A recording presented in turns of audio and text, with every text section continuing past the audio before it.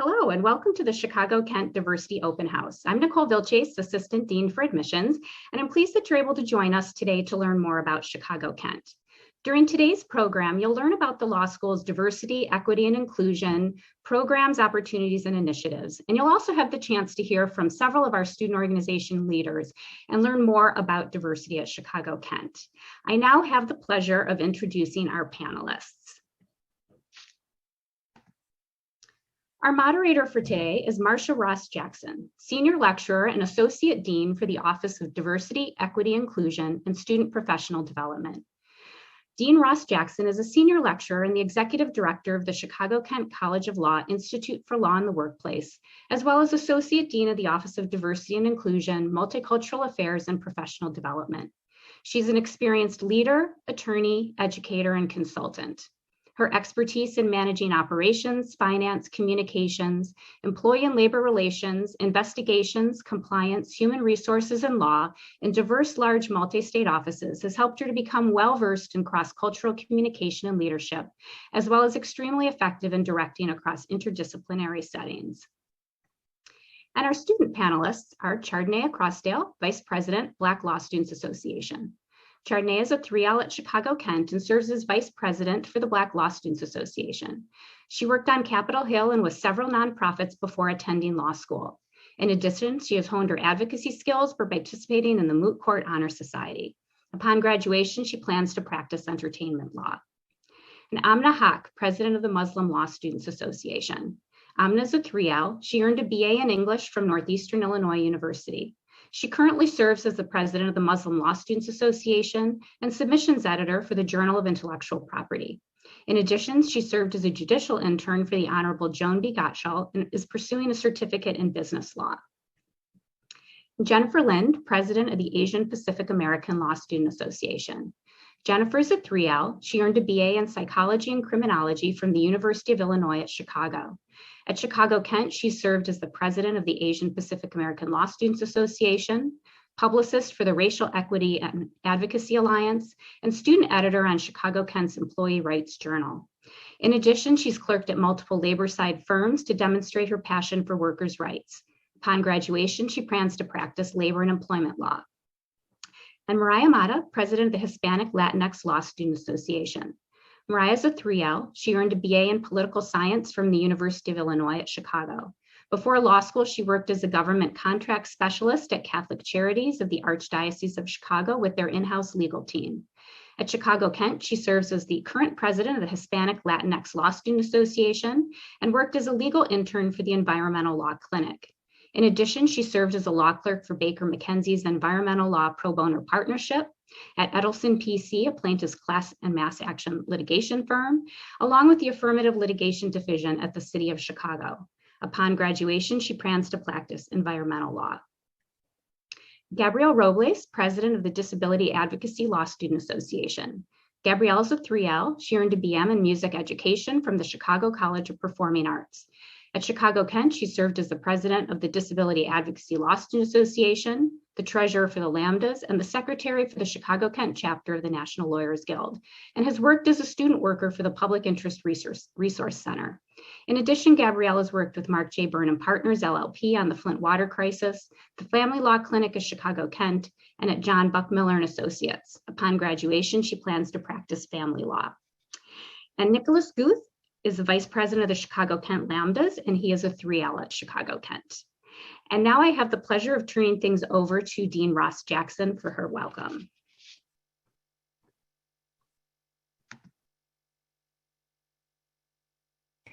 All right, let me unmute my camera and microphone.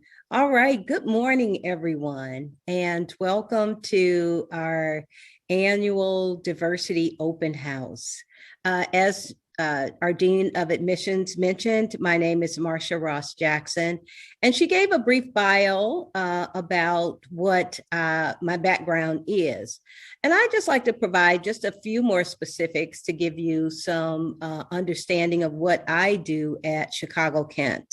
So as an associate dean, I am really responsible for working along with the other associate deans and the dean of the law school to ensure that we are addressing issues within the law school, that we're aligned, and that we're creating the most effective learning environment. And so my role as an associate dean is really focused on monitoring and being aware of and fostering and enhancing our culture to ensure that students who come to our law school from whatever background they come from, that they feel like they belong, that they feel welcome, that they can be who they are. Because what we know is that in order to really perform at your highest, you need to be comfortable. You need to feel like you're in an environment where you're being supported. You don't want to feel threatened on a daily basis or feel like you are being excluded or not being represented well in the environment or even in the classroom or in, is the content that's being discussed in the classroom. And so that's a big part of what I do. I partner with all the different departments, admissions, career services, and development, the curriculum committee, to ensure that everyone continues to think about the decisions that we make, the actions that we take, and whether or not they are aligned with an inclusive environment. Right. And so what we try to do is make sure that we have avenues in place to listen to our employees and to understand how they're feeling, to understand, if they're having any issues, what's going on, to hear any suggestions that they have, and to make sure that we continue to have programming at our institution where, we can bring greater awareness to issues that may be plaguing various communities or marginalized communities. We depend on our students a lot to help us with that, which you'll hear about shortly. I'm also a senior lecturer, and so the work that I do from an academic standpoint is in the area of labor and employment. So I know we're not here to talk about that, but it's a great area. And I'm responsible for our labor and employment law externship program and teaching our class in that area, teaching a class around the externship program. And then a big part of my responsibility is pipeline programs. And so at Chicago Kent, we truly believe and support and want to address the issues and the gaps that have been identified in the research around the need to start earlier, exposing particularly younger students from marginalized communities to the practice of law and to start to think about going to law school. And making sure that they're getting prepared in grammar school to do what they need to do in high school, to get involved in the right organizations, to think about their studies, and then to get prepared for that SAT and ACT so that they can then go to college.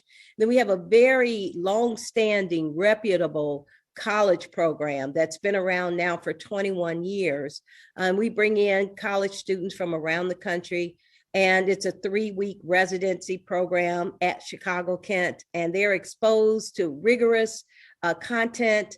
They take actual law school classes and final exam, and they write a memo. And so they actually get a jump start on understanding what law school is about. They meet judges and lawyers and law students. And so it's a wonderful program. For those of you who are not graduating as of June, and you may want to consider applying to the Chicago Kent Plus program. The application is up on our website. And then once students get admitted to Chicago Kent, it doesn't stop there. We also have additional programs. We have a Jumpstart program for students who might need a little extra time or exposure or understanding before they enter into law school.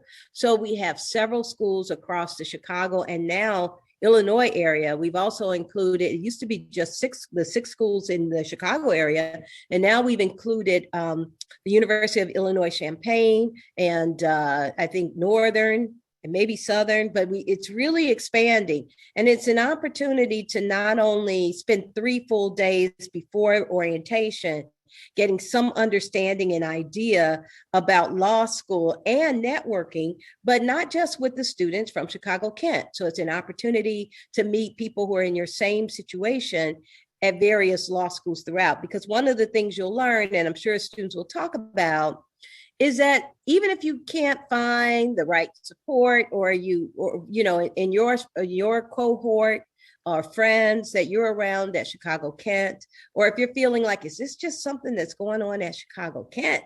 Like, I'm really struggling here. Having that network of law students at other universities is always helpful.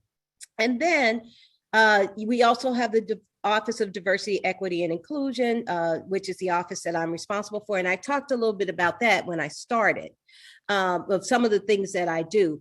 But I just want to add that we also have what's called a bias response team and reporting process. So if students, are always welcome to talk to anyone they want, or to come to me if they're feeling like there's something going on in the classroom, in the law school that feels like it might be associated with some type of bias, right? They can also fill out an anonymous report, and this bias response team will take a look at it and get back to you and really try to facilitate some type of solution. And of course, the Office of Student Services as well. So I say all of that to just really try to highlight these resources that we have available at Chicago Kent. Now, I'm going to suggest that there probably won't be a lot of need for that, because we are, I believe, very proactive in trying to pay attention ourselves to the culture. Last year, we did a culture survey where we surveyed all of our students specifically with respect to inclusiveness and how they feel in the environment and how they feel in the classroom. And we're all, reviewing the data and following up with some students and taking some efforts to try to improve and enhance some of the things that we observed. And a few different events I just want to highlight that we try to always do every year. And one is our MLK Forum, Dr. Martin Luther King Jr. Forum. That's in January. And we talk to our students, we look at what's going on in our community to find out, what are some of the hot issues that are impacting our students or the communities around us? Because as lawyers, right, we're advocates for justice, even if it's not impacting us individually. What's happening in our community around Chicago Kent, because we try to stay pretty locally focused in that program. And so we've looked at racial justice issues, so other types of social justice issues. We've looked at police crime in Chicago. We've looked at just a lot of different things throughout those forums. And not only do we do that forum, so we're doing that annually, but last year, I guess we're in 2022. So in 2020, we kicked off a series of some equity talks, and primarily on the heels of the George Floyd murder and the resulting protests. And then, things that just continued, the anti-Asian hate crimes and just continuous, experiences that our students were encountering last year and the year before. And so we started with the equity talks around systemic issues impacting students of color. And as other issues come up and our students want to get more involved in addressing other issues, we as an administration are always open to trying to figure out how to do that and partnering with our students to do that. So in a nutshell, Diversity Month. It used to be Diversity Week. This year, we're moving to Diversity Month. And during that time, what we do is all of our diverse student organizations that want to participate, we come together, we try to come up with a theme, and we have awareness events, we have networking events, we have educational events, we have training events. We have fun social events that just come and learn salsa dancing, or, whatever it is that people decide, or those organizations decide that they want to expose the entire Chicago-Kent community to. And the week was just so crammed and so much. And we said, well, why don't we expand this to a month so that we can really have an opportunity to get more people involved. During that time, we encourage our faculty to the extent they can to try to incorporate diverse topics into their content that they're teaching during that time. And all of this is still growing. It's all still developing. And as far as some of the other things I do with admissions is going out and doing diversity law fairs and moderating panels and speaking on panels. And so I just wanted to share sort of globally and lay a foundation for what we're doing at Chicago-Kent and why. And we're doing it because we do believe that every voice counts and every voice matters. We do believe that in order to effectively be advocates of justice, we have to understand all of the various communities. And as our society is becoming increasingly more diverse from a standpoint of race, religion, sexual orientation, gender, all of those things are really changing rapidly and evolving. And we have to be prepared because everybody deserves justice. And we are in a country that has lots of stereotypes that still exist, and there are lots of stigmas associated with certain characteristics that people have. And if we're not intentional about paying attention to these things, right, then we can't really become the most effective lawyers, because key to lawyering is representing people. And to zealously represent people, which we're required to do, and to competently represent people, which we are required to do as lawyers, we have to understand them. We have to know them, and we have to listen to them, right? And even if their experiences don't align with ours, we have to try to understand them, be empathetic. That is how we represent our clients. And so that's what we believe here at Chicago-Kent. Are we perfect? No. Do we have some ways to go? Yes. But do we know where we are and what we'd like to see? And so that's what I wanted to share with you as to why we are excited about creating a more inclusive environment, because we need the voices. We need to understand all people, and diverse students give us that if and when we listen and we act. So with that, I could go on, but I'm not, because you're not really here to hear from me. You're here to hear from some people who, hopefully you'll be in their shoes very soon.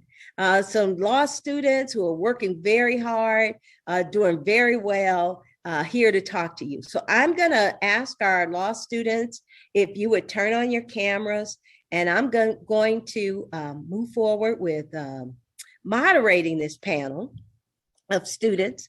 And if there's anything I miss, students, as you're giving your comments about your experience, please feel free to add, because I know I can't talk about everything. So, all right. I want to start with, so you've already met our panelists. So I want to start with just a general question and ask the panelists, what inspired you to attend law school? And what was your academic background or your work experience before law school?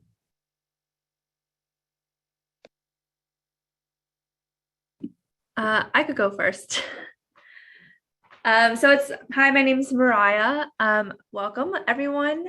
So to answer Dean Ross Jackson's question, for me, while I was an undergrad, I was actually thinking about dental school, and then having had experience working with a few community groups on environmental issues within the Little Village community. I don't know if anyone's familiar with the community, but there was sort of air quality issues that were happening then, that are currently still happening. And so having that experience working with a community group there, I just jumped ship, and I decided law school would be the best route to advocate for individuals within my community, advocate for people that I felt like needed a voice. And so then I looked around and I felt like Chicago Kent was a good fit for me and what I wanted. And especially our environmental program is really, I think it's one of the best. Everyone who's in the program here is amazing and super great. And so that was sort of my experience of first sort of just trying to relate what I enjoyed doing in undergrad and then looking forward and seeing what profession and what route I could take to be advocates for my community.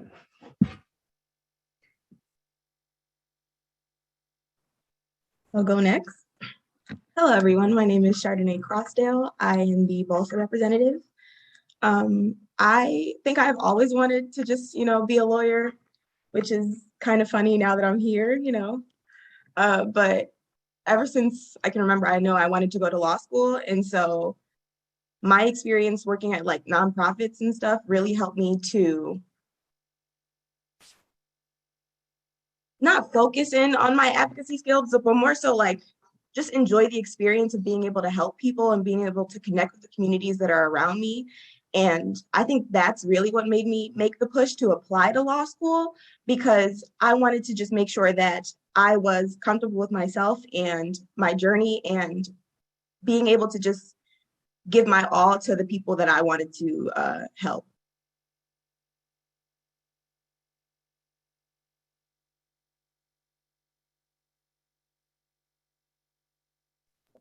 I can go next. Hi, my name is Jennifer. I'm a graduating 3L and president of the Tulsa, as we mentioned.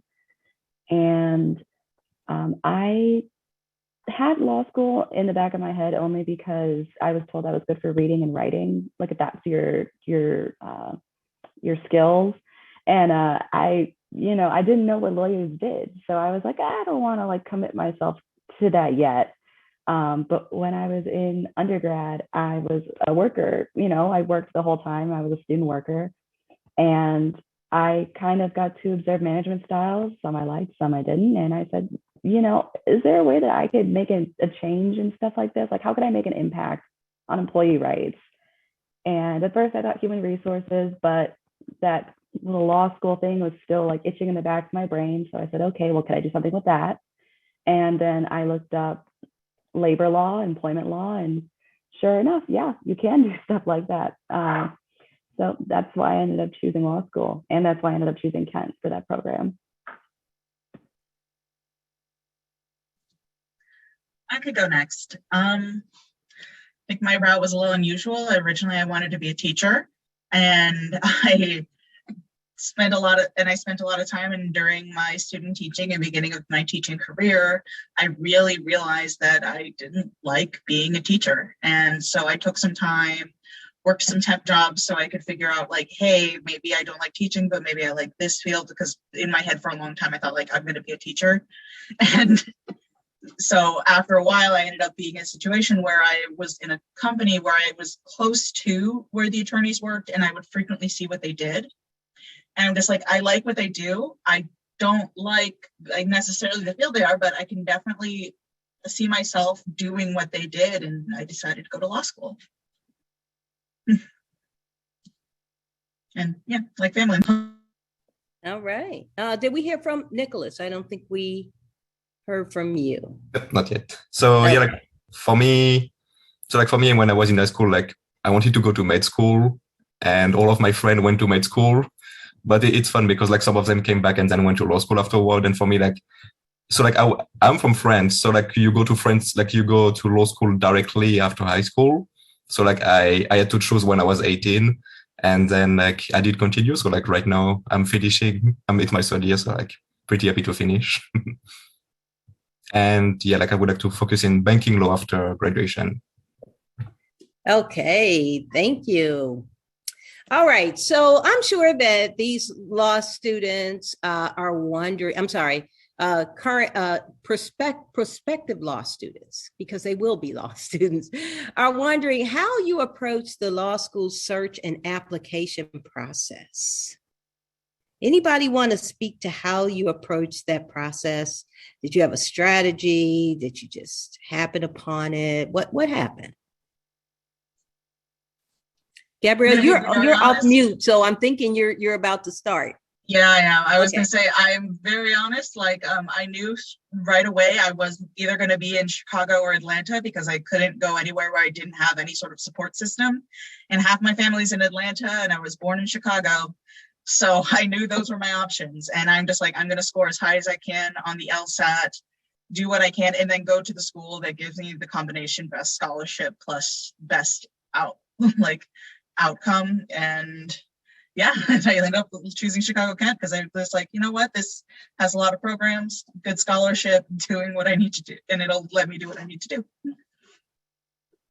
Great, thanks. Anyone else want to comment? I think this is a good one to hear from everyone if your strategy was different. I could jump in. Oh, sorry. At least for me, so I, like my bio said, so I went to UIC, and then even during my gap year, I worked in Chicago. So I really love Chicago. I love being in the city. And so for me, it was more of a matter of like, was it a good fit? Like, did it feel comfortable? And then doing exactly what you're doing now, which is attending different panel events, meeting different students. And I think just visiting the school and seeing what it feels like, and if it feels like a good fit, and speaking to students and asking students questions. Even if I reached out to people on LinkedIn just to ask them about their experience at different schools.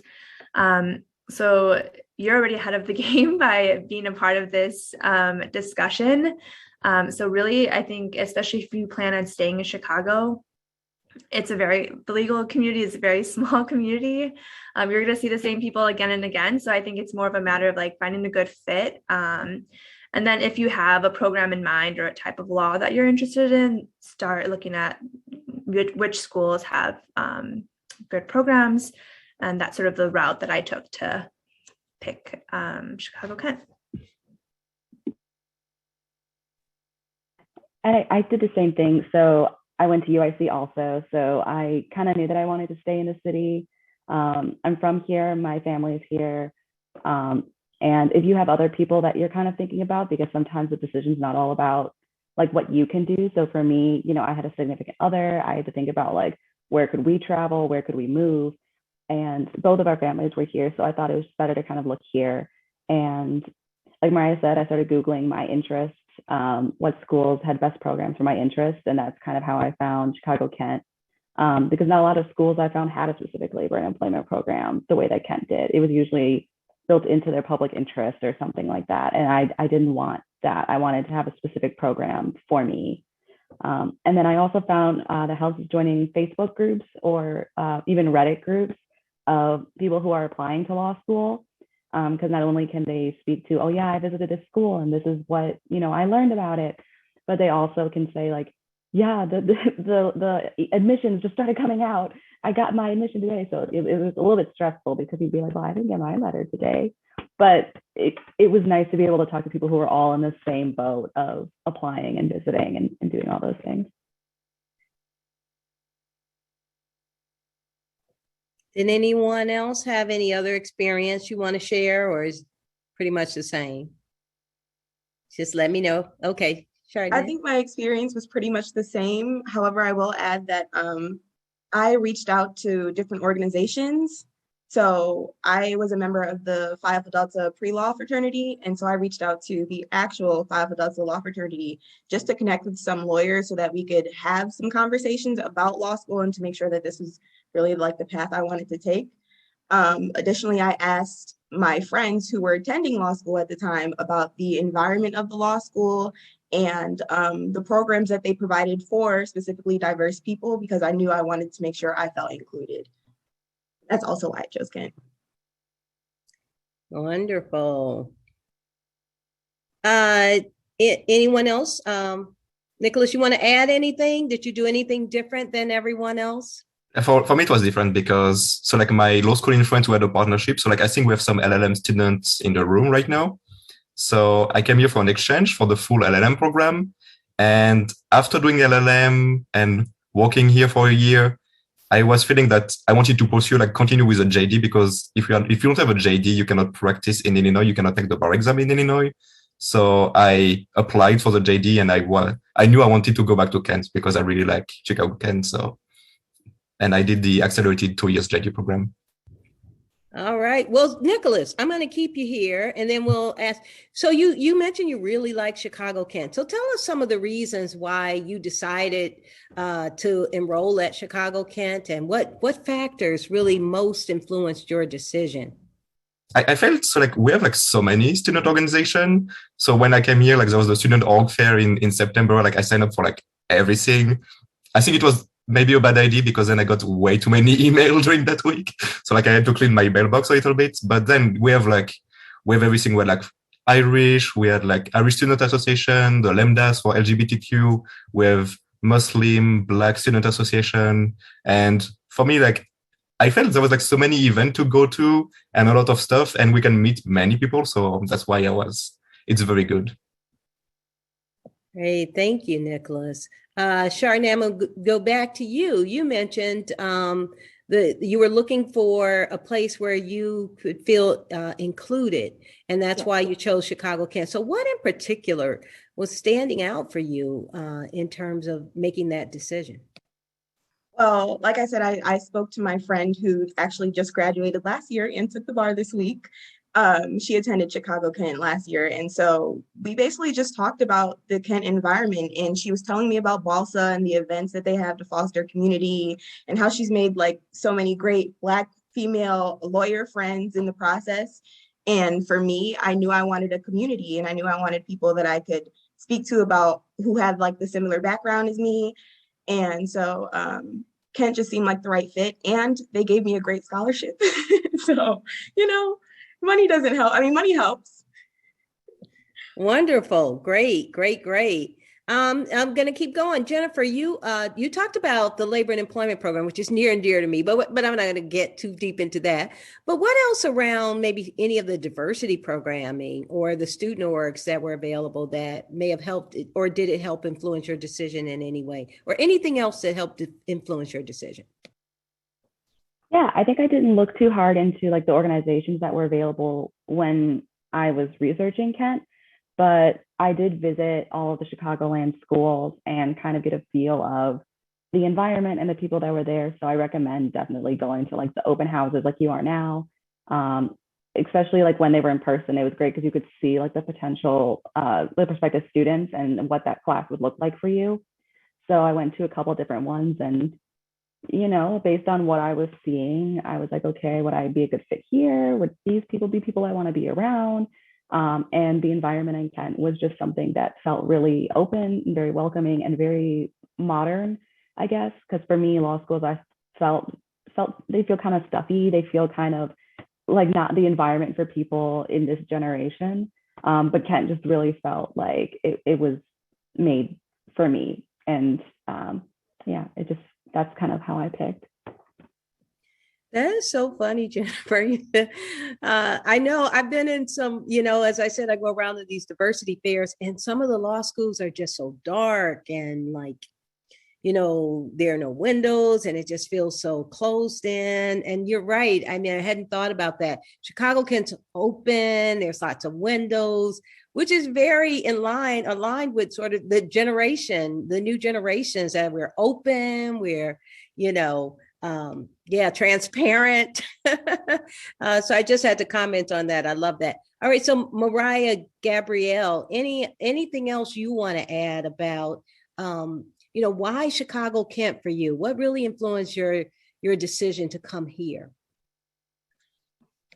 Oh, wait, can we actually have Amna share some of her experience? Oh, I'm sorry. I can't see everybody, you all. Amna, go ahead. Did I miss you? I've been missing you the whole time. That's totally okay. That's all right. I guess I figured the screen wasn't visible. Yeah, I can't see everybody. Yeah, that's totally okay. I'm the representative from the Muslim Law Student Association here. I'm a 3L, I'm its president. And yeah, I guess a lot of what my experiences were echoed by everyone who was already speaking. Part of the reason that really drew me to Kent was, as a lot of people mentioned, I had spoken to people who had gone to Kent before, and I got an idea of the sense of community that they really have here. And that's really evidenced by all the different students organizations that are available that you can participate in, and they're very open. A lot of the points that when student organizations, they introduce themselves to students, they really make the point that you don't even have to be someone who's particularly interested in that field. Like, you don't have to be someone who's interested in corporate law to join the corporate law society. You don't have to be someone who fits into one of the affinity organizations specifically or identifies with that organization to attend those programs. So yeah, it was a sense of community that really drew me to Chicago Kent. The sense of friendliness. When I had visited, it seemed a very open place to be. And as someone who, as a first generation law student who hadn't known any lawyers previously, like I don't have anyone in my family, I really didn't know any lawyers at all. That was really important for me to be able to attend a school where I knew the environment was going to be welcoming to people who came from a background where they really just didn't have that sort of experience of knowing what to expect from law school and knowing how to navigate the whole field. Thank you. Alma, would you go ahead and tell us a little bit more about your what inspired you to just attend law school generally, and anything else about your academic background or how you approach the law school and application process? And again, I apologize for missing you on that. Yeah, so I was in my final year of undergrad. I had majored in English, and I knew I wanted to continue school. I guess the options that I had been floating was either to continue my master's in English or to potentially go into law school.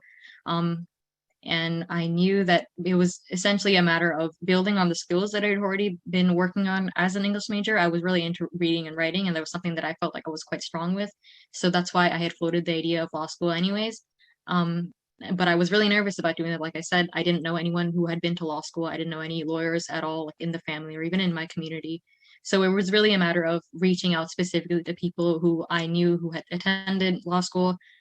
Specifically, the people that I had spoken to were contacts at Chicago Kent. So that was really what drew me to the school, just that sense of familiarity. And that really just swayed my application process because I knew I wanted to stay in Chicago. So it was a matter of just choosing from the Chicago schools. So the fact that I had new people at Chicago Kent, that I had gotten a feel for what kind of school it was, that's what really drew me to it. Great. Thank you so much. All right.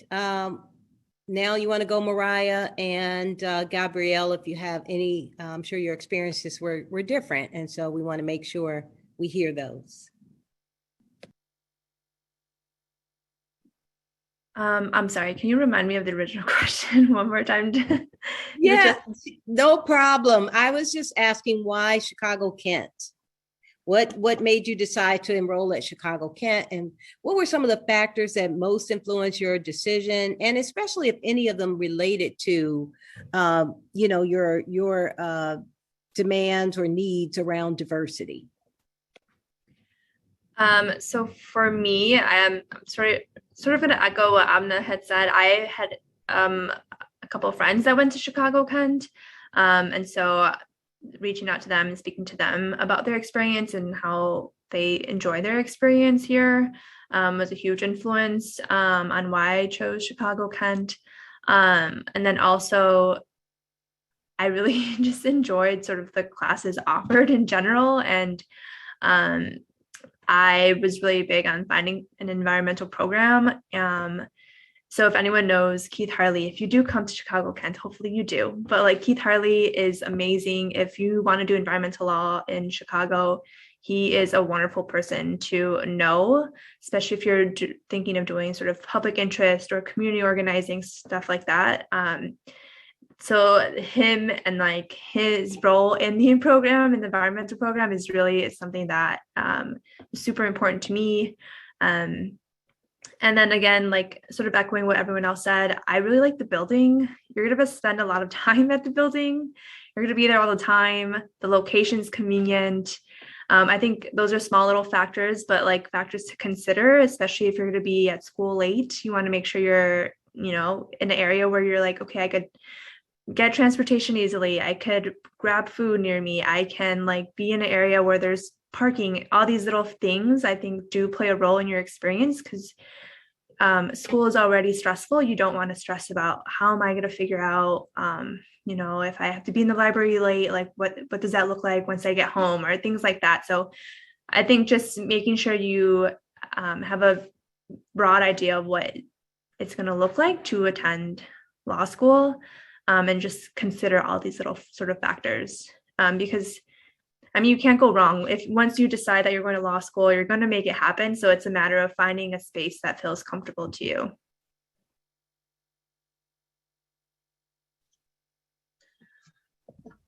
It was part of it was also important for me to see that there were diverse groups on campus and to hear that it was a nice community. It wasn't my primary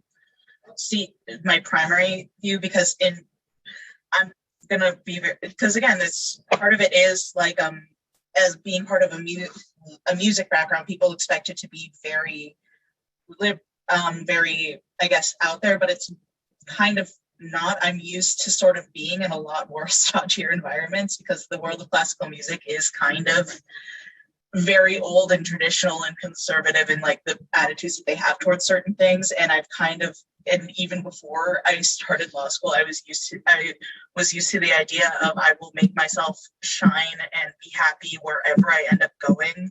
So even if it is a community that is very stale, which Chicago Kent is not, it's an amazing community. And I think that this is arguably one of the most welcoming communities that I've been in for, as of who I am for a long time, that it wasn't as high of a thing because I learned very quickly, like I can make myself shine and make myself loud and happy about who I am, even in some of the staler environments.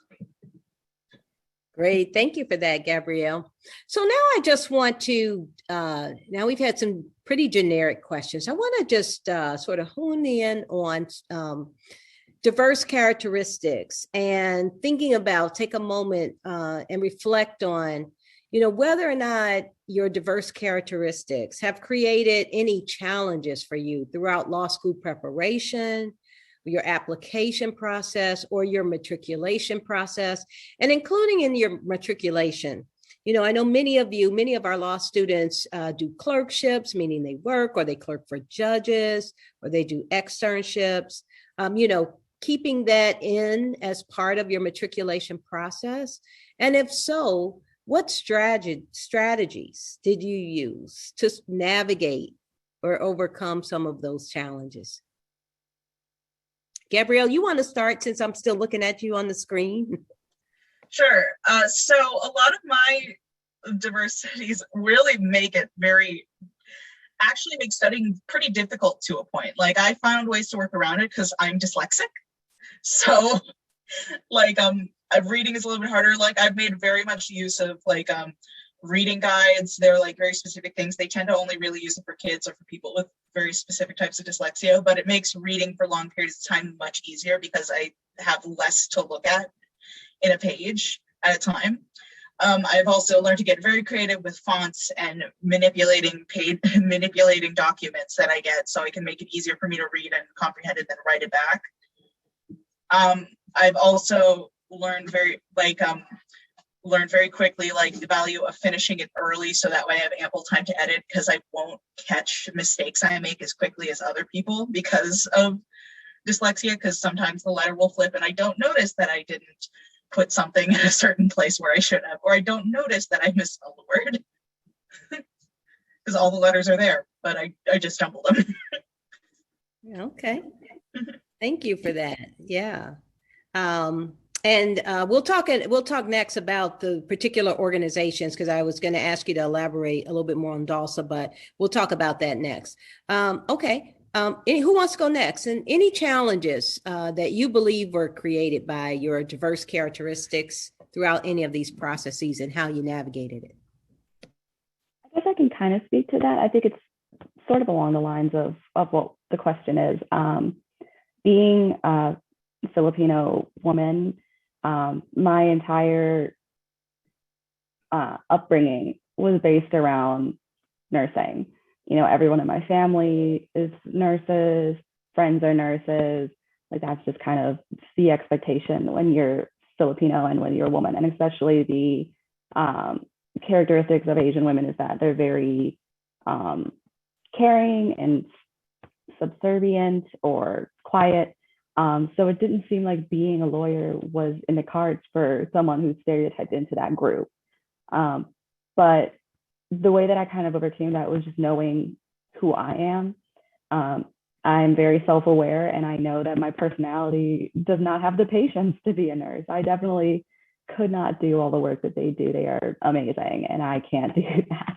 And I was like, I am argumentative and I'm loud, and that's not the place for me. So I think it was about having the faith in myself to know that this was the right path for me. And it was hard too because I didn't have any family that were lawyers, so I really had no one to base this off of. But just had to have faith in myself and know that I had the characteristics to be a lawyer, and those were not related to my diverse background. Thank you. Who else wants to jump in here?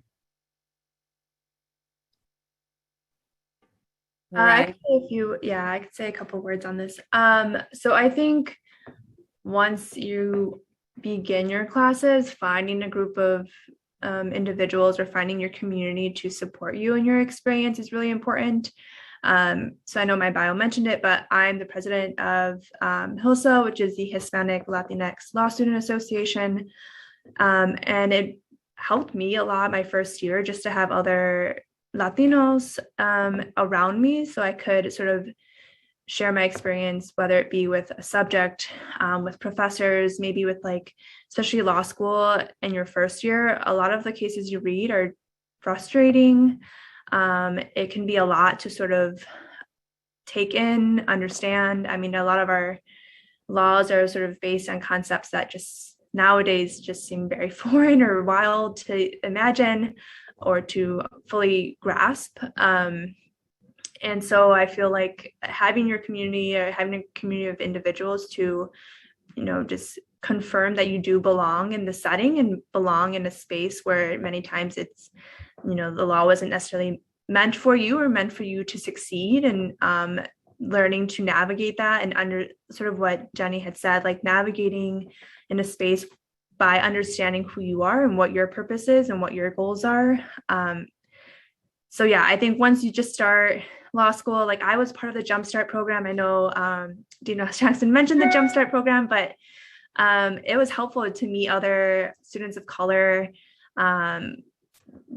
before I got to law school. So when you walk into that room for the first class, you could look around and say, okay, I know this person, like I can connect with them. And when you begin to speak about cases that make you feel sort of uncomfortable just because some of the language can be very old and sort of hard to understand sometimes. And it's nice to vent with someone and be like, okay, we're both not understanding this. This both is very different from anything we've been exposed to, but we're going to figure it out together. I think is super helpful. So definitely be open to joining different organizations. Like Jenny had mentioned before, you don't have to be, or Amna mentioned it, a part of a specific ethnicity group or specific sort of race or anything like that to join a group. And especially at Kent, we do a lot of sort of intersectionality when it comes to programming. So like HILSA always has events with BALSA. We always have events with the PALSA, with like the Muslim Law Student Association. So we're always linking up together to have events. So feel open to come to all the events and just meet as many people as you can. And then there are a decent amount of faculty that are diverse in general, whether it be sort of like ethnicity, race, sort of like religion or different identities. So there are people that you can also speak to as far as faculty. Was someone else trying to speak to this? Just raise your hand if you are. Okay. Nothing else. All right. So some of you have already started talking about your organizations, and I know they're very similar in terms of some of the services you provide. So I'd just like for you to talk more about, some of the diversity, equity, or inclusion initiatives and programs and opportunities at Chicago Kent that you may not have already spoken about, or in particular, what do some of these affinity groups, Mariah, you just talked about several, Black Law Student Association, or, Asian Law Student Association. So share a little bit more about these groups. What are some of the services and resources they provide? And then any other programs that we may have missed throughout. And I know I'm thinking of one that maybe someone can comment on that recently started last year, the Student Diversity Council. So if someone wants to touch on what that's been about as well.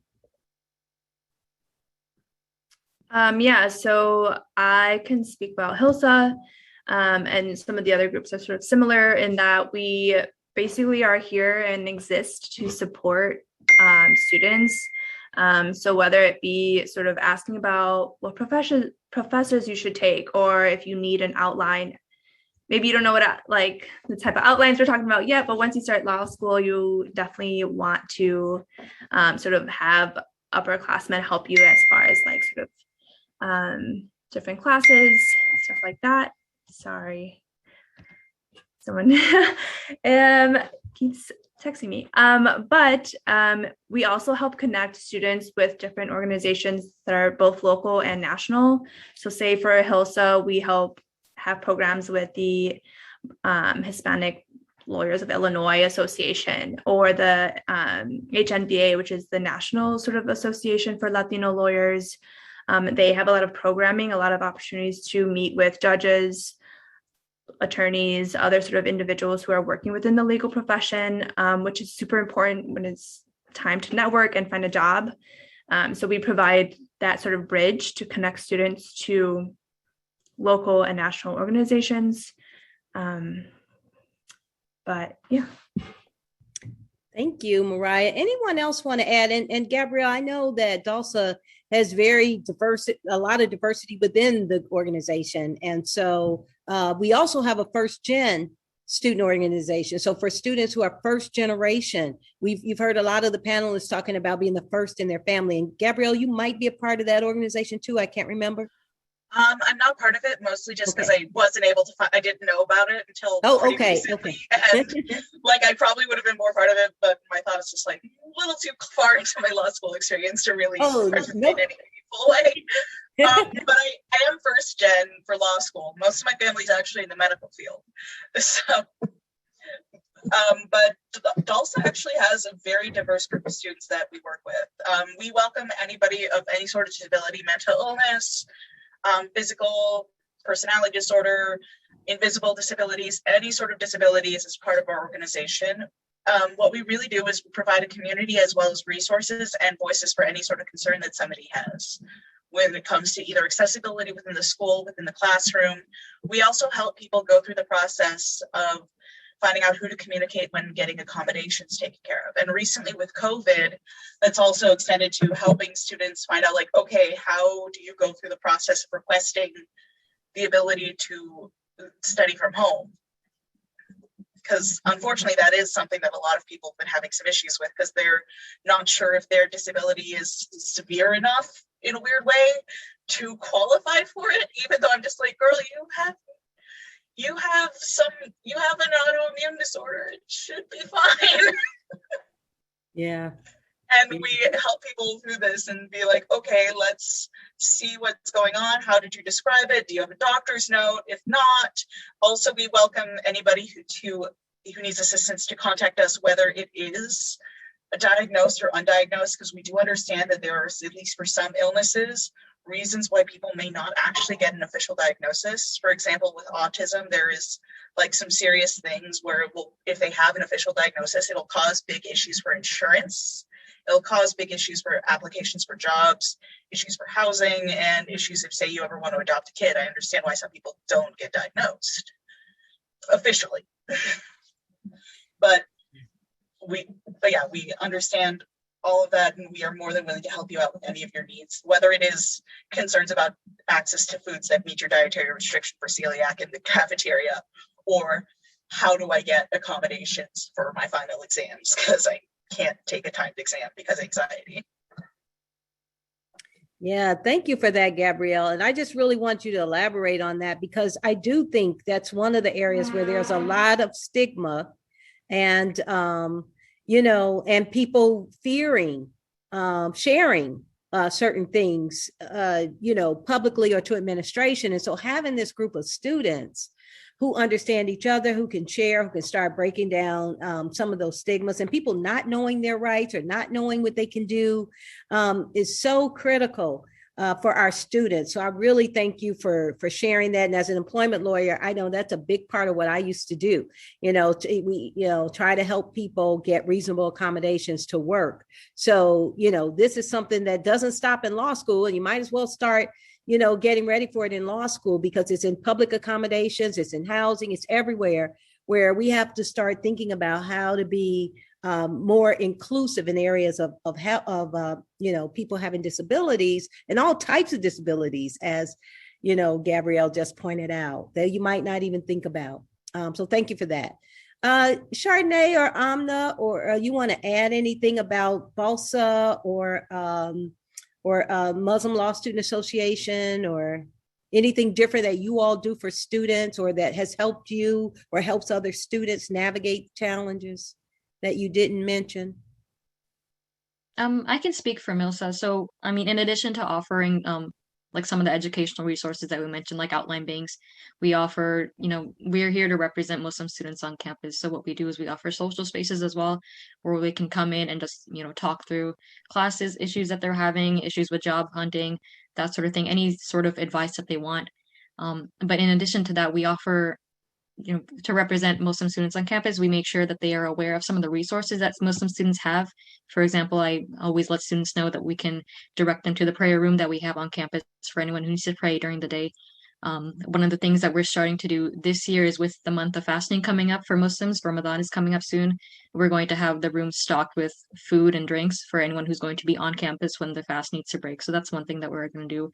And in addition to that, just reminding students that they have the option to request accommodation from the administration, as well as for anyone who's going to be fasting. Maybe they would prefer to stay home and do classes virtually. They have that kind of blanket accommodation if it's easier for them health wise, and also like accommodations for the holidays that are going to come up as well. So we're there to, if any issues that they have, we're there to help them address it, but also to remind them that they have this space that they can, and these resources that they can reach out to.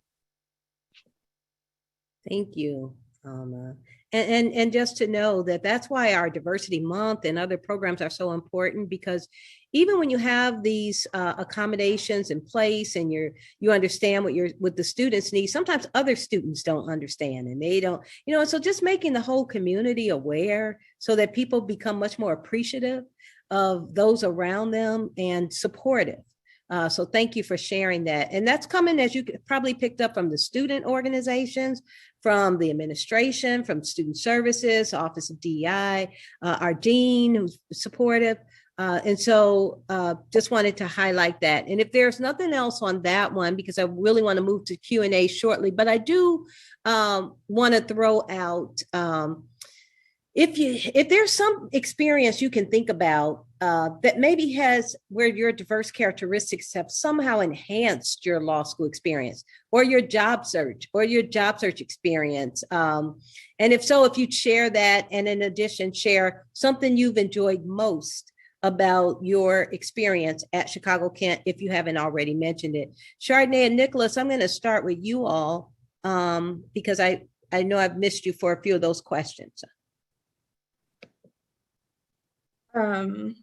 So I'm not sure if my diverse characteristics have enhanced my experience, but I do believe that the community that I fostered through BALSA has enhanced my experience. Specifically, just like being able to share and be honest and open has been very, very helpful. What was your second part of the question? You're on mute, sorry. Oh, sorry, I'm just talking. What you've experienced, what you love most about your experience at Chicago-Kent? Like, if you just had to point out, what's the thing you enjoy most? I think it's the different opportunities to learn about a number of subjects, the classes that Kent provides on the plethora of topics that they have, from intellectual property to specifically patents. I know they have a ton of classes on patents, employment law. It's just, the list is never ending. And so for me, the opportunity cats being fed. The opportunity to just learn about every and anything was really important to me. Also, the social events. I love social events. I love to make friends and talk and just like, get to know people. And so Kent provides a lot of social events. I know, especially through affinity groups, we have game nights, or Sports and Entertainment Law Society had a karaoke night my 1L year. And so just being able to attend social events and get to know people and network has been, I think, one of my favorite experiences in law school. Thank you.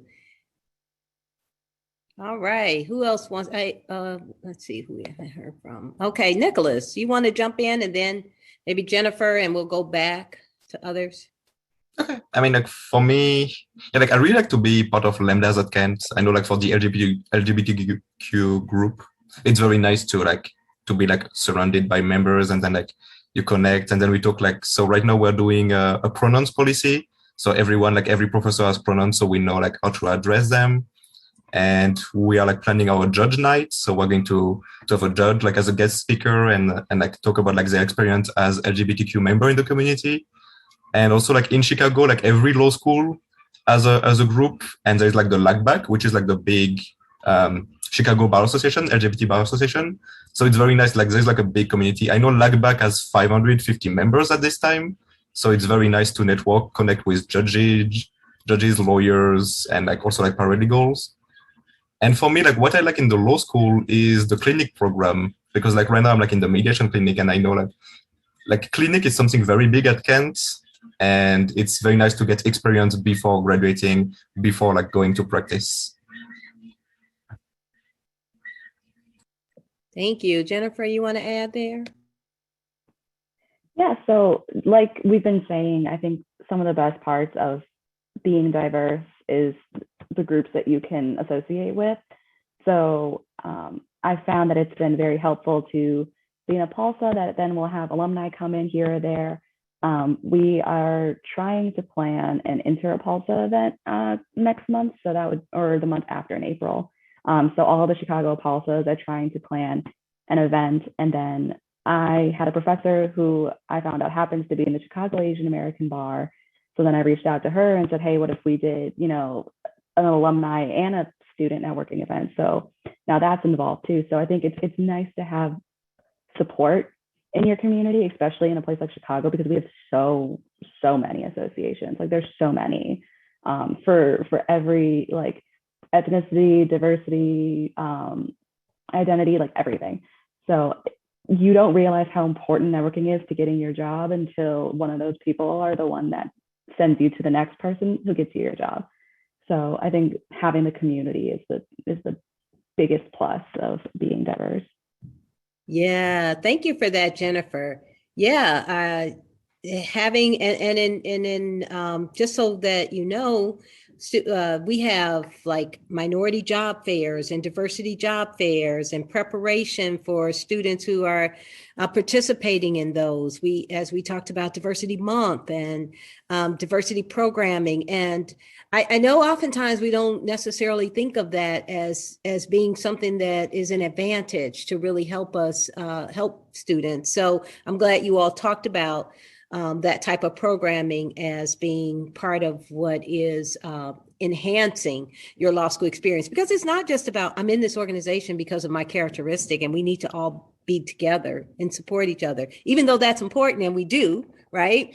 But it also is the networking, right? As you've heard, the academic support that others may not have that same community to get that. So it can be, if we choose to think of it that way, as Gabrielle said, make that choice to think about it as, this is something that benefits me and I'm going to use it to my benefit. It can really change the way we experience law school and the people around us. So thank you all for that. I don't know if anyone else wanted to add anything else there. If so, just come off mute and share. Let me know. And if not, final question, and we'll just run. I'd like to hear from everyone on this. If you were able to start law school again, preparation, application, or even just for those of you who are 3Ls, now you're about to finish, what would you have done differently? Or what did you do? Two things. One, what would you have done differently? And two, what did you do that you really are happy you did? And you'd like to encourage our listeners to maybe try that. So this is kind of your final tip, but also based on your own personal experience, what worked well, what didn't work. You want to go on, Jennifer, because I'm looking at you, and then we can go back. All right. Sure. Something I definitely might have done differently is I didn't put enough stock into studying for the LSAT. I definitely could have studied more. Just reading, the answers and being like, yeah, that makes sense. It is not the right way to study. I think I only really studied like the month or two beforehand, and that wasn't enough time. Yeah, I really needed to put more effort into that. But that being said, also the LSAT is, I don't think it's very indicative of what it actually takes to be a lawyer.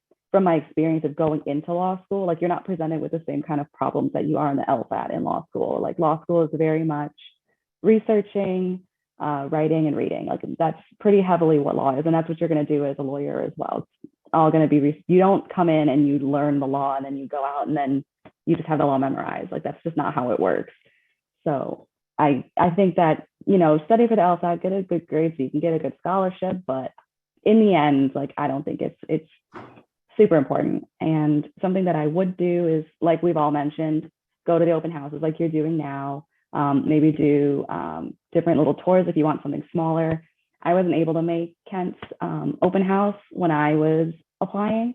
So I did a mid-students tour. So it was like a small little group, and we got to meet with like all the deans of admissions.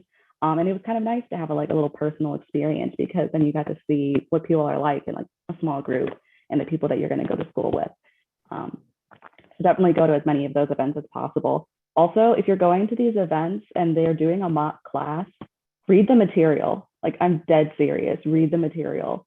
I got cold called in the very first like open house I did, and I read the wrong material for the wrong class, and it was awful.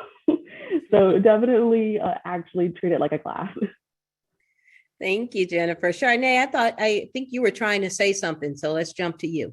I was going to say I should have studied for the LSAT earlier, same as Jennifer. And also, I think I should have asked for help earlier, like just help with academic and emotional support, and just making sure that I had a solidified community earlier on. I did do Jumpstart as well, which was helpful, and I got to meet Mariah.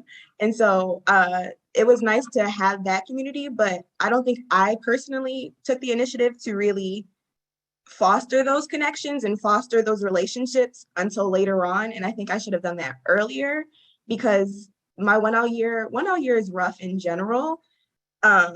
It's your first introduction into law school. And so everything is really new. You're trying to catch up with reading and figuring out how to do case sites. And it's a lot going on. And so I wish I would have found my resources earlier and reached out to the people that I connected with earlier, just so I could have, a solid foundation. Thank you, Chardonnay. Any one thing that worked really well for you that you just like to encourage others to do? Resources.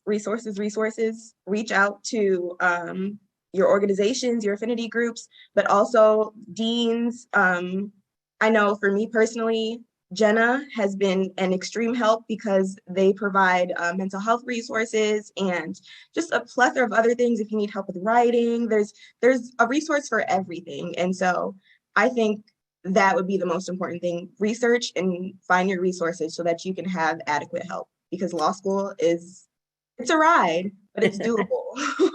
Thank you. All right, who's next? Amna, you want to go next?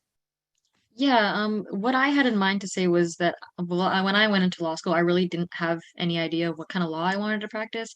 I had somewhat of an idea of what areas I wanted to stay away from, but I really didn't know what I wanted to do upon graduation. So that was something that I was really worried about, because I felt like everyone else already had a sense of what they wanted to do. So I think what I wish I had done earlier was to just take the time out and step out of my comfort zone a little bit to do this, but to reach out to attorneys and every different practice area that I could think of that I had potentially even a slight interest in, and just get their idea of what their typical workday is like, how they found that path, why they chose that path, and just really start to use that sort of advice into building my own path towards a specific practice area. Thank you.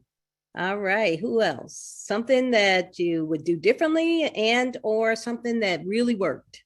Gabrielle? First, a bit of a joke. Tried starting law school a year earlier or like a year and a half later to avoid the pandemic. So, but actually, seriously, I think one thing that I wish I did was reach out to the disabilities office sooner, because there were some times, especially during the pandemic, where I know like I was having a lot of difficulty with being able to keep up with my course load, where if I had reached out to the disabilities office to get some accommodations I knew I needed, but I was just too awkward to reach out for myself, I would have done a lot better. Great, thank you for that. Let's see, who haven't we heard from? Mariah, did you speak? And Nicholas? Yeah, like I can go. Maya, you want to go first? No, you can go ahead. Okay. So like, yeah, for me, I think like I still did not learn how to stop procrastinating, even after 3 years of law school. Like, I wish I didn't keep my open memo during the first year, like until like 2 weeks before it was due. It's something like when you have like a 30 pages document to write down, to do research on it, and you keep it like for like just before it's due, it's not a good idea. So, and I feel like if I could redo law school, I would like, as soon as I get an assignment, I would like just like start on time, like do it very early, so I can just submit and be peace of mind. But like right now, yeah, I know like procrastination was a big thing. But like what I liked was doing moot court. So it's fun because like I did write very late my memos, but then like I did join moot court with the student organization. Like I did do Thomas Tang last year, and I feel like meeting like the team, like working on it, going like to competition is something very, very interesting, and then you develop your oral skills. So. Thank you for that, Nicholas. And Nicholas pointed out some of the trial teams, and we have law review journals. We have law review. We have all types of journals you can write your way onto, and write in certain research and write in certain areas. And all of that is really helpful to distinguish you from others when you start the job process. So I don't know, Mariah, as you wrap us up, if you can think of any other things that students do that you might want to make sure students are aware of that are helpful to them becoming more competitive. We heard about the clinics, and so anything else? Yeah, I mean, as mentioned, so a lot of the affinity groups also have their own moot court teams. So don't be discouraged if you're in law school and you don't make sort of the school-wide moot court team or law review group.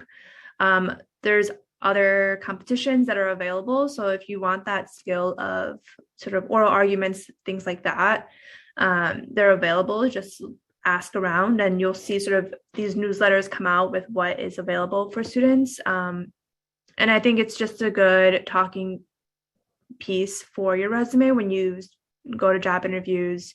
You could speak about your experience, and I think a lot of firms and attorneys are receptive to sort of your initiative and just exposing yourself to different types of ways that you could practice the skills that you pick up in law school.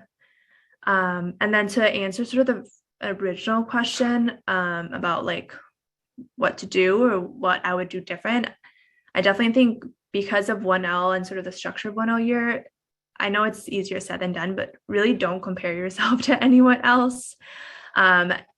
Everyone, especially like as people get their grades, people are going to start, at least some people start asking you about what your grades are or sort of what your ranking is or things of that nature. And I can promise you, if you made it this far, you got into law school, you're going to complete law school so long as you do what you need to do to be successful. So don't feel discouraged in any way. Everyone's experience is different. So really just hone in on, the effort that you have put in, and have faith that that is good enough. So that's sort of the last little tidbit I'd say. But yeah. All right. So I'd like to thank all of our panelists. I know we talked about a lot intentionally, hoping that we anticipated your questions and responded to them. But if there are any other questions in the Q&A, Nicole, I'm going to turn it over to our Dean of Admissions, and she can ask the questions, and anyone who wants to jump in on the panel and respond, or unless they are directed toward a specific person. So we do have a few questions that have come in, and if anyone has any questions, use the Q&A box, and I'll share the questions with the panelists. So the first one relates to what the environment is like for non-traditional students at Chicago-Kent. So particularly those coming with significant work experience, 10 to 15 years. I don't know if any of our panelists can maybe speak to classmates, who have come to law school as a career change, and kind of what that's like for them. We have plenty of students that I know came with work experience, parents, stuff like that. I think it was either last year or the year before that we established like a caretakers society as well. So we have a club specifically for people who are caregivers and parents and people who have, the more non-traditional, like I'm 22 years old going to law school lifestyle. So I found that in my first year, I had a pretty good mix of people in the day class, but I don't think any of us can speak to the evening section or what evening classes are like. But I know there are a lot of people who do that. I can just jump in generally. It was years ago for me, but I was an evening student and I had a career at first. I was a forensic chemist for the Chicago Police Department, analyzing drugs, testifying in court as an expert witness, which is how I got interested in law school. And I attended a different law school, but it is definitely very doable. You take a reduced caseload, not that much reduced course load. So you really have to be disciplined. And I say this because I did really well in law school because I didn't have a lot of time to mess around, which is different than with undergrad. And so I had to balance work. I had a full-time, real job. And so I used my weekends wisely, but I didn't cut out my extra activities because I didn't want to feel like I needed that time to relax and to come down off of work and school too. So don't just cut everything out. That might not be great for your mental and physical health, but it's doable. As Jennifer was saying, we do have an evening program and students who you can talk to about it. But I found that it was great for me and it kept me on track. Thanks. Next question is, for those of you who are not from Chicago, did you feel it was a disadvantage trying to break into the Chicago market, not knowing any of the firms? I can speak to that because I'm from Connecticut. I will say that I was a little apprehensive at first, specifically because Chicago was a brand new city for me. I'd literally never been here until I moved here for law school. And so, again, I wasn't familiar with any of the legal market. However, the Career Services Office at Chicago-Kent has been extremely helpful for me, from doing cover letters and resumes and just getting my CV together. And Simplicity. Simplicity has job listings from boutique firms to big law on a range of different practice areas. And so it was difficult at first, but just, again, getting into the resources that are at Chicago-Kent made it easier for me to understand which firms are big law, which firms are midsize, and the different practice areas that we can get into. It's just, the resources are the most important part for me, because without it, I would be lost.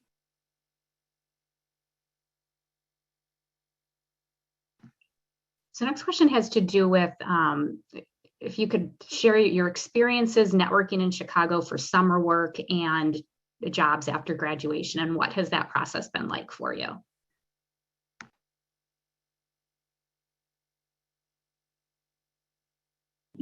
I could speak on this a little bit. As well, compared to my first year, things are obviously different because of the pandemic. So There's a lot more virtual events, which I guess the benefit is that you could attend a lot of these things more often because you don't have to travel anywhere to attend. But I would suggest sort of just reaching out to individuals more specifically, or if you know of a student organization that has connections with different groups or networking groups, contact them first to help you connect with them, just because I think sort of the virtual events are hard to sort of get to know someone a little bit more. But if you sort of are able to make a little bit more of a personal connection, and maybe do like a coffee chat or something like that, I think is helpful. So I think networking is still super important. It's just is a different way that people are doing it now. So take advantage of whatever is being offered. I know, say for the Hispanic Lawyers of Illinois Association, they have like a young lawyers workout class. And so there's like a small group of us that join, and they have a free instructor that teaches a workout class. And then afterwards, people sort of chat. And when it's nicer outside, sometimes we'll meet up at a park and do the workout outside. So join the events. It doesn't have to be like super law school related. Find other ways to just sort of speak to individuals within the legal profession, and then sort of make your way through that. But yeah. I can add to that as well. So if you end up going to Chicago Camp, one of the greatest resources that we have that's been really helpful to me is the Career Services Office. They have contacts with a lot of the firms around Chicago. They have a list of all the alumni who have come to Kent. So you can reach out to them and they can help you connect to people who, for example, if they share a background with you, and usually those people are very interested in helping you out as well. One of the ways that I got my first 1L summer job was actually reaching out to the Career Services Office and seeing what specific diversity opportunities that they have. I ended up getting a position through the ABA's judicial internship program, which was focused on helping on securing internships for students who come from these diverse backgrounds. So there's a lot of opportunities like that for 1Ls and 2Ls that the Career Services Office regularly makes known to students. So just make sure that you're keeping aware of those. So next question is, Mariah had talked about finding people to speak with who can assist you when you don't understand the material. How comfortable have you felt talking to professors about not understanding the legal jargon or the material, and what kind of support is provided to students?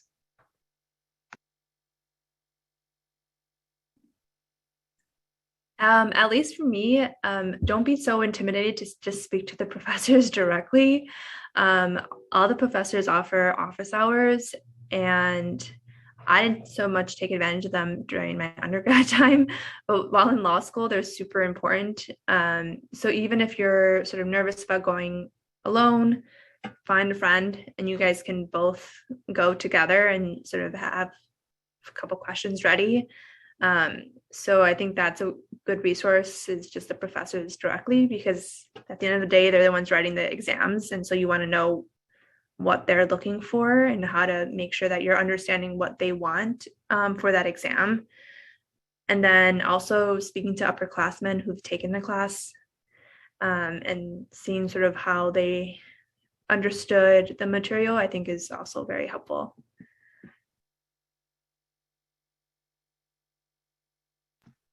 Are there any insights or experiences you can share about grading in law school, and then also about learning and networking with your professors as diverse students?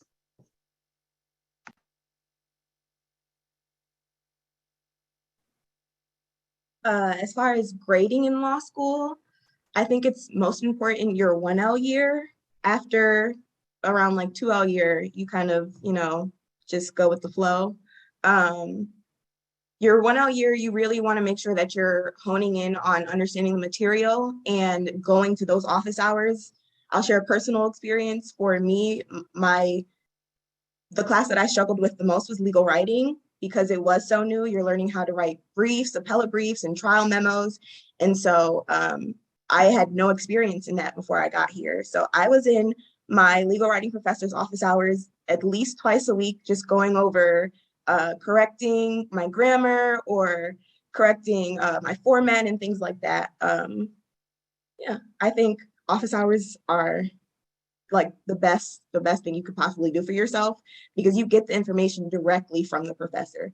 They know what they're talking about. They know the subject the best because they're teaching it. And so any questions you have, don't be afraid to ask.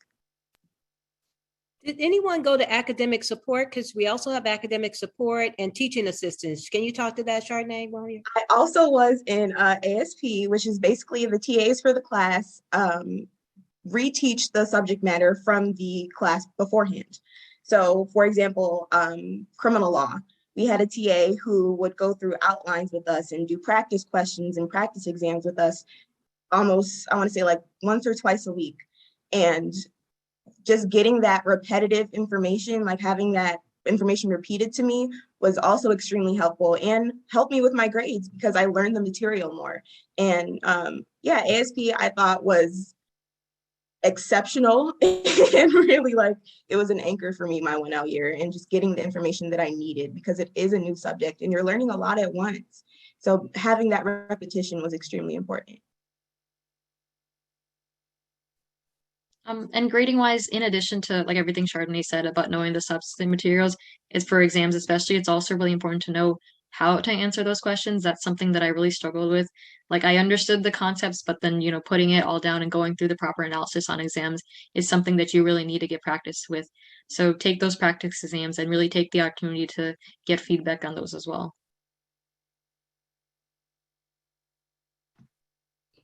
So next question is for students who are coming to law school from a low income background, limited resources, you know, looking towards the bar exam, how would a student budget for the bar exam and the fees related to that?